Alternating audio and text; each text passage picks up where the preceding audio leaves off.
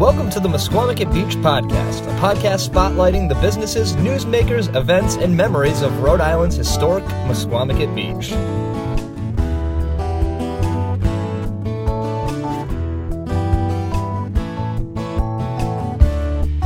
Hello, everybody, and welcome back to the Misquamicut Beach Podcast. I, once again, am your host and one of the producers of the show, Ben Barber. And today, for our fourth episode, I am very, very, very happy to have Tim Brennan, the Vice President of the Misquamicut Business Association and the owner of Two Little Fish. How are you, Tim? I'm doing fine. Thanks for having me on. Thanks for being on. No problem. So, how long have you... Two Little Fish is newer to Misquamicut than some of the other businesses. Is that true? Did you relocate? That's correct. We've been in business overall for 20 years. We'll be 21 years old actually this August.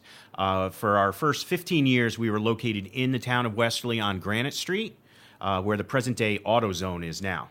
5 years ago, we relocated to 300 Atlantic Avenue, which is right in the middle of Misquamicut Beach.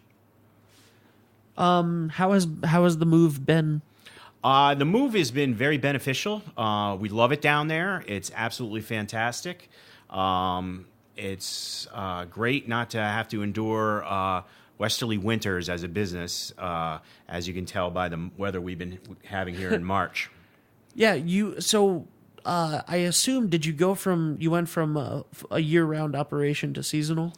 Correct. We were year-round, and now we are open usually from the first week in April to our closing date varies. Sometimes we stayed open as late as Columbus Day, other times at the end of September. It all depends upon what the weather looks like in the fall and what our staffing levels are and things like that, how much help we still have available.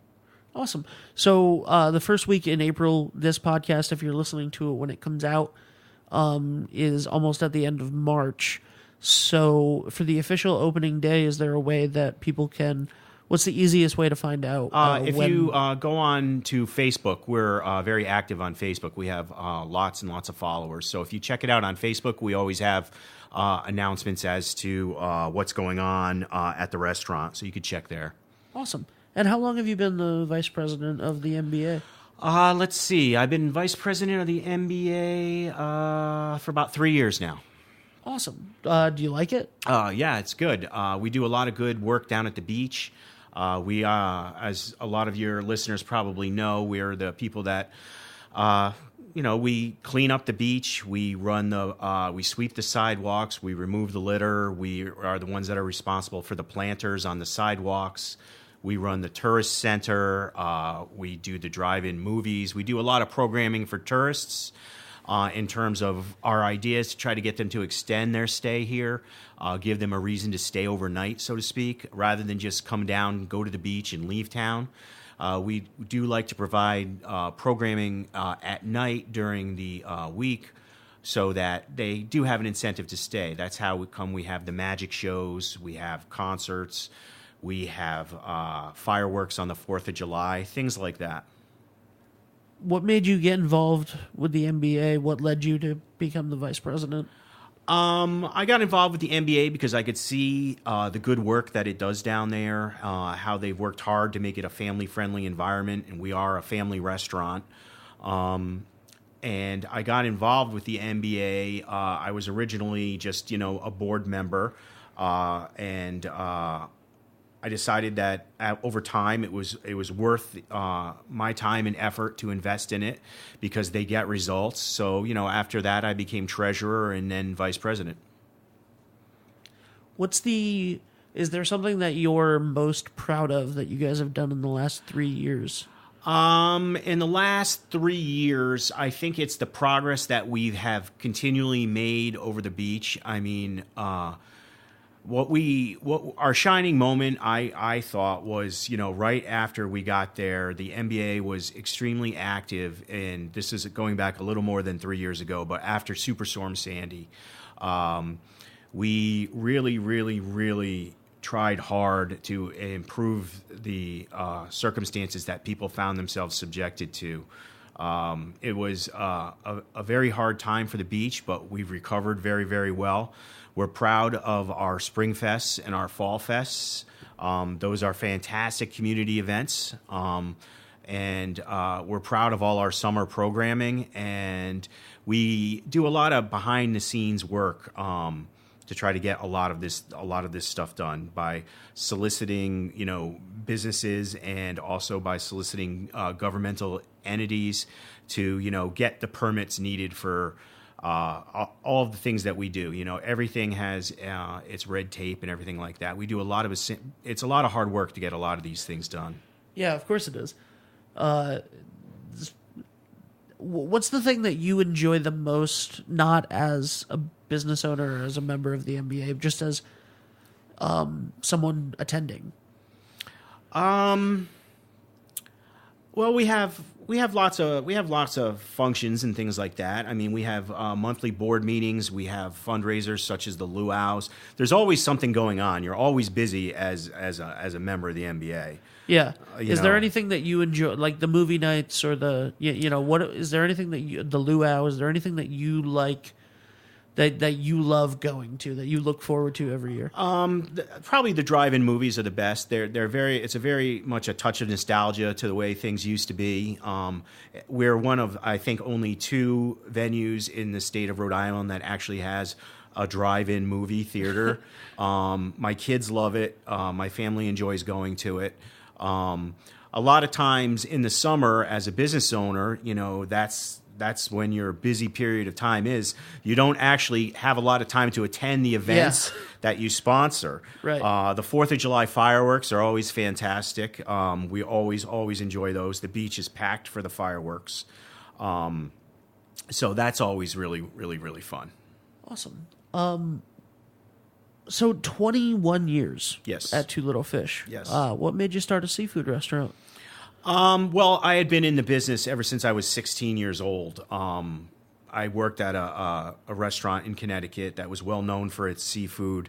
Worked there throughout college, high school, and college, and then after college. And I always knew that it was something that I wanted to do. So that I set a goal for myself to, by the time I was 30, to open up my own place. So I did that, and I chose Westerly, Rhode Island to do it in. Did you make the goal? Yeah, we did. I'm in business with my brother-in-law. It's a family business, and our wives and children work there as well as a wide cross section of people from the community. That's awesome. And what differences have you seen in the business moving it to the beach from the more inland area? Well, it's obviously a more relaxed atmosphere down the beach. You certainly get a lot of foot traffic. Challenges that exist down the beach are, of course, parking. We had a lot more parking when we were in Westerly Town rather than down at the beach, but that's more than made up by the foot traffic.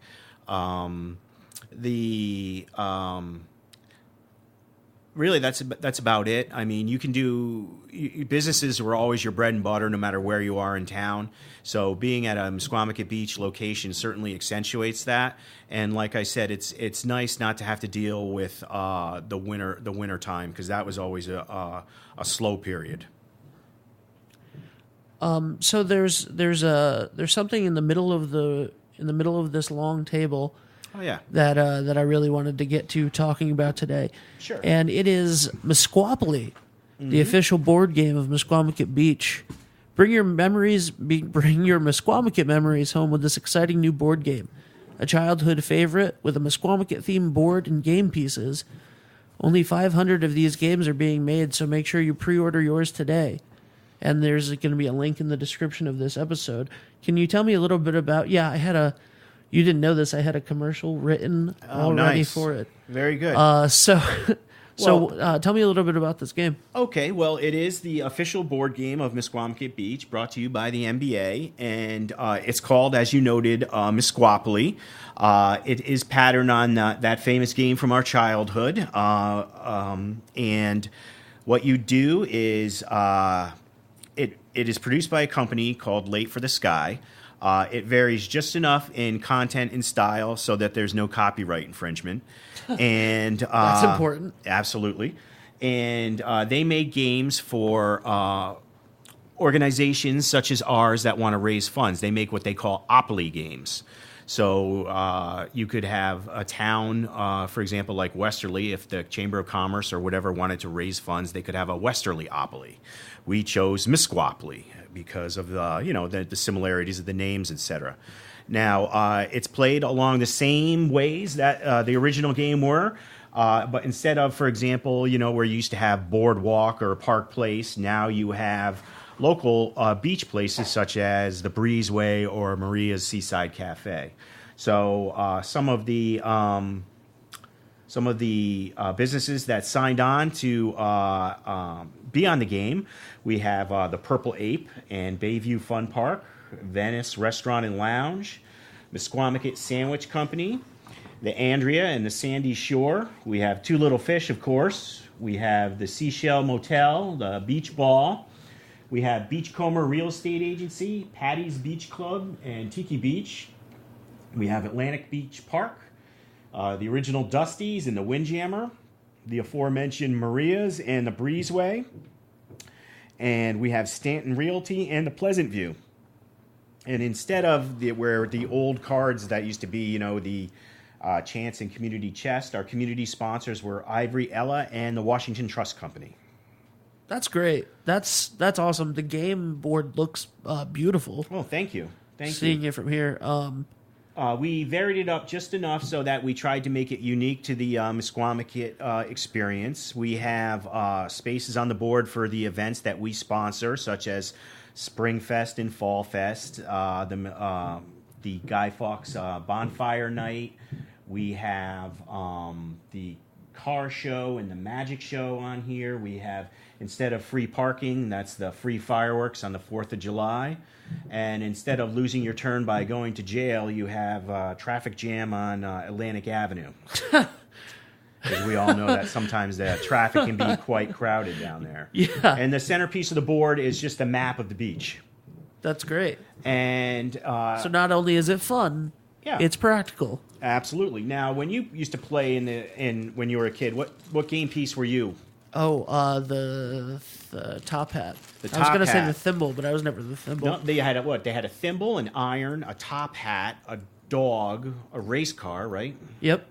Well, what we have is businesses could sign on for their own custom tokens. So what we have here is we have custom tokens for that were carved for us, and I just want to make sure I get these. The seagull here is for Beachcomber Real Estate Agency. The palm tree is for the Purple Ape. The seashell is for the Seashell. The elephant is for Ivory Ella. The fish is for Two Little Fish. And the surfboard is for Patty's. So you choose your game token, which are also unique to the game because they are unique to the beach. That's awesome. How long does it take? Continue. No, go ahead. And then the property cards, are the same. They are for Dell's or for Stanton Realty or whatever. And the concept is the same. Collect three are of the same color, and then you start to build cottages and hotels. And you just play along the familiar game. This is incredible. How long does it take to put something like this together? It took about 6 months to get it all together, mostly because when we came up with the idea, it was too close to last summer to really start it because everyone got so busy with their own businesses. So I worked on it over the winter, and then the biggest obstacle was simply that a lot of businesses, since they're closed during the wintertime, it was very difficult to get in touch with people that, the decision makers. Everyone's scattered far and wide.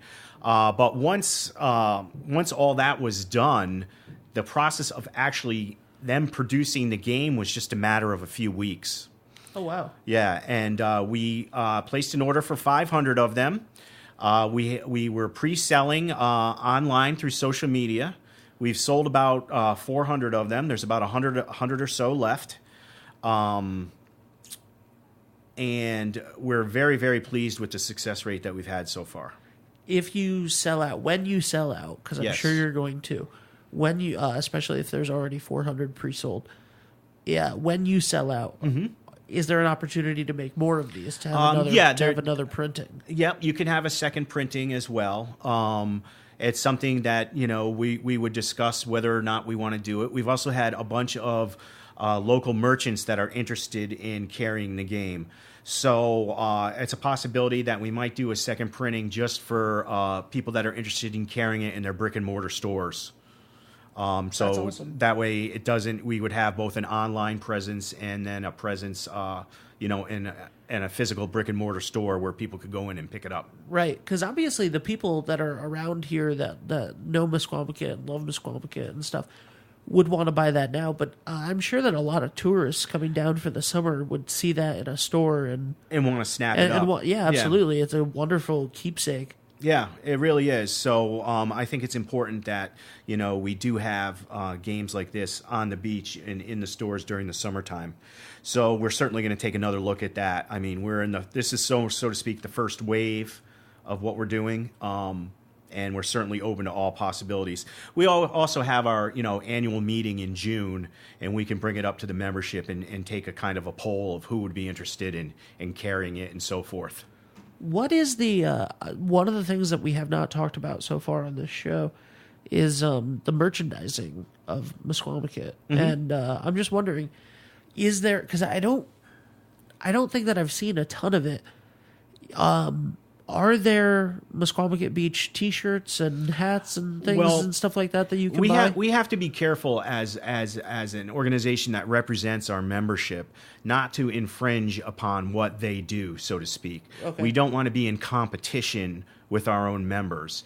Right. So there are shops down there, for example, that offer, Misquamicut Beach T-shirts and hats and things like that. We don't want to be in direct competition with them. Okay, so they already have that. Yeah, so to speak. I mean, we're here to enhance the experience down there, not to compete with anyone. Yeah. So this was an opportunity that, nobody does a board game of Misquamicut Beach. Right. So we were like, great, that's something that we could do. Like that's a reason like how we have the drive-in movie, for example. No one has a drive-in movie. Certainly if one of our members had been, a drive-in movie theater, we wouldn't be having a drive-in movie. Right. So as long as it's not in competition with our members and it's meant to, raise funds for the programming that we have down there that benefits us all, that's when we make the decision to do something. Awesome. So it sounds like, were you one of the people that were spearheading the game? Yes. Yeah, Okay. I was. I had originally come across this idea, like all great ideas, I stole it from someone else. Years ago, in Stonington, Connecticut, their chorus wanted to go overseas to Europe. And they needed a fundraiser. And this was quite a few years ago, probably about 10 or more years ago. And I read in the newspaper that they had a Stoningtonopoly game. And I thought, wow, that's a great idea, And sure enough, they raised enough money to send their chorus to Europe. And so I just kind of filed that idea in my back pocket. And then I decided, wow, this is a good time for it. Enough time had gone by so that it was still... It was a new idea for the area. It didn't follow too closely on what they had done. And that's how I got the idea. I don't think it's bad to take ideas from other things. Oh, That's what everyone... That's what successful people do. Absolutely. So besides the game, what is there a single initiative that you are really passionate about, that you want people to know about, that the MBA is doing right now or is coming up in the future? Well, right now we're all focused on the upcoming Springfest, of course. I think that what we do is we have a revolving cycle of programming, so to speak. And although we're always looking for new events, what is first and foremost in our mind is to make Misquamicut Beach a family-friendly environment. As some of your longtime listeners might know, a long time ago it was quite the rowdy place. It was not very family-oriented. And what we do now is we've successfully reversed that trend, and we want to keep growing that trend. And that's what I personally am enthusiastic about. And so we go through cycles of the year. Obviously now we are concerned with Springfest. After Springfest, we're going to be concerned with I like to call it the beautification of the beach. That's when we have our road crews out during the summertime, actually, picking up litter. That's when we're going to have our family-friendly programming really kick into full swing. And then we end up the summer with our Fall Fest. Then over the winter, that's when we think about our another fundraiser. We have a very successful luau that goes on every February. And that's also when we can experiment with new ideas like the game. So there's always just different things going on. And there's always something to occupy your attention. That's awesome. What is your personal relationship with the beach like? Have you been coming here since you were a little kid? My personal relationship with the beach is I've always been a big beach guy. I mean, always lived near the water.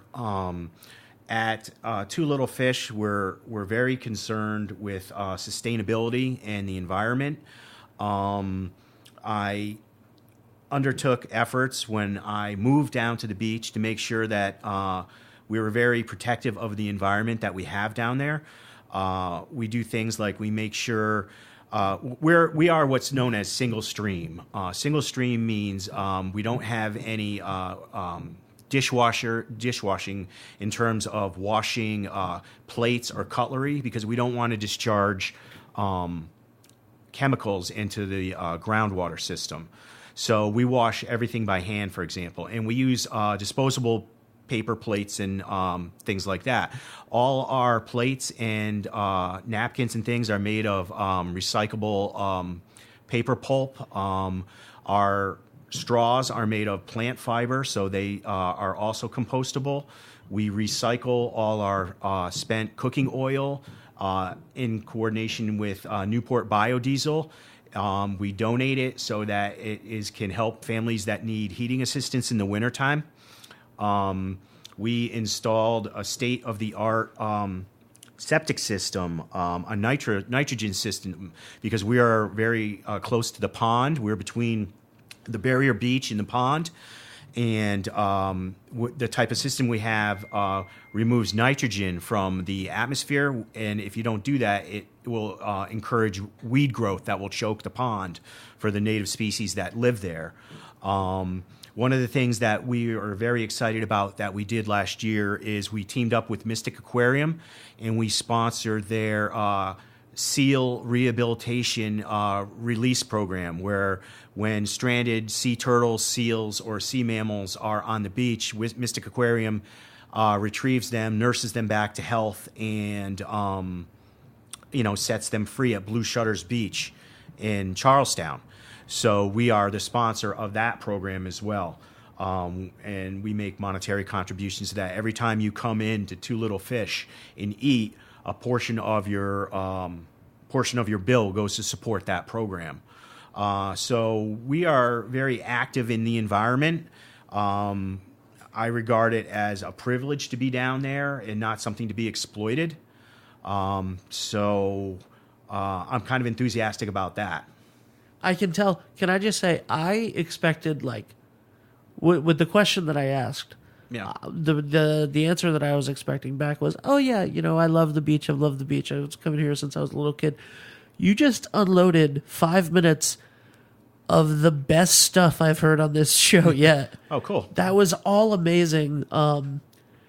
I don't even know how to deconstruct all the amount of good that you just talked about. That's fantastic. And I'm so happy to hear all of that. That stuff's amazing. Yeah. That's fantastic news. That's great stuff for you guys to be doing. What got you interested in that? What made you? Just being down there, seeing the fragile balance of that ecosystem between the pond and the barrier beach and the ocean. It's such a lovely place.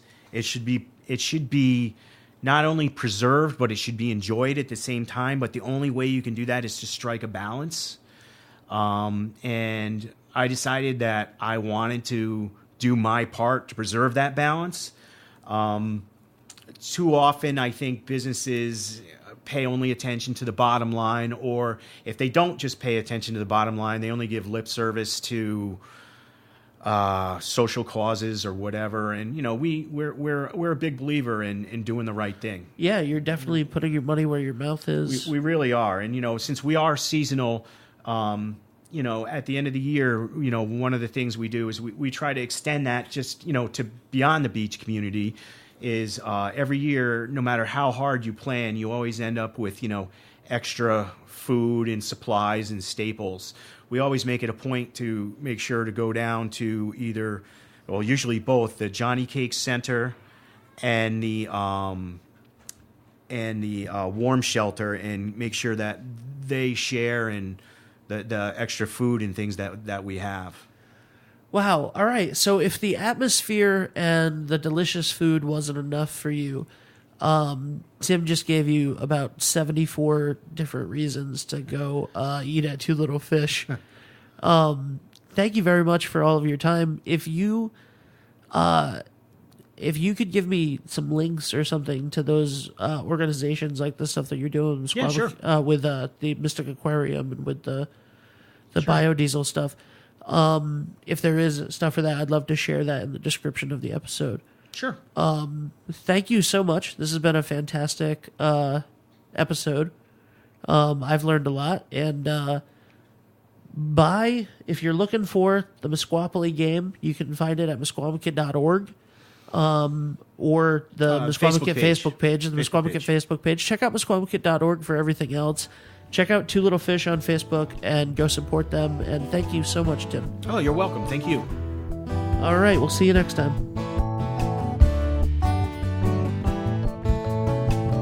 For more information on the events and businesses in Misquamicut Beach, make sure to follow us on Facebook, Twitter, and at misquamicut.org.